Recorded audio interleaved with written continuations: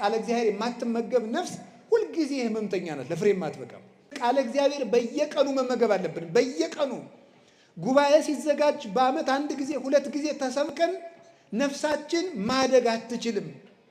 ልብ በሉ፣ አንድ ቅርንጫፍ ከግንዱ አሁን ብቻ ምግብ ቢወስድ ለነገ ጭምር ይሆነዋል? ለከርሞ ጭምር ይሆነዋል? አይሆነውም።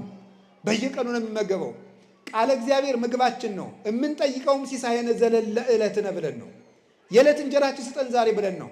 በየቀኑ አንድ ምዕራፍ መጽሐፍ ቅዱስ ቢያንስ እስኪ አንብቡ፣ እንማር። ሁል ጊዜ ሲሲታነ ነፍስ ቃላቲሁ ለእግዚአብሔር እስመ ቃለ እግዚአብሔር ሲሳይ ዘበአማን ውእቱ።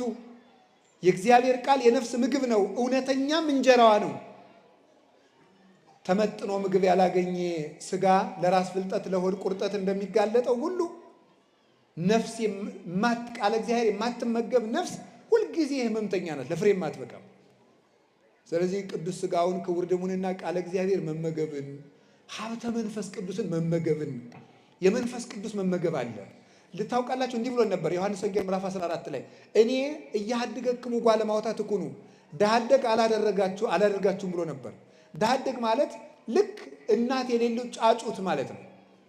ግን ተመልከቱ፣ ርግብ የተለየችው ጫጩት እንደማይፈለፈል መንፈስ ቅዱስ የተለያት ነፍስም አትፈለፈልም። ዶሮ ወይም ርግብ እንቁላሏ እንዲፈለፈል በክንፏ አቅፋ ትይዘዋለች። ያን ጊዜ በእናቱ ሙቀት እንቁላሉ እግር አውጥቶ ጫጩት ሆኖ ይራመዳል። መንፈስ ቅዱስ በርግብ አምሳል የወረደበት አንዱ ምክንያት መንፈስ ቅዱስ በክንፈ ረድኤቱ ሲያሟሙቀንና ሲያቅፈን እኛ ሰው ሆነን መራመድ ስለምንችል ነው። ስለዚህ የመንፈስ ቅዱስን መግቦት ቤተክርስቲያን ውስጥ ማግኘት አለብን።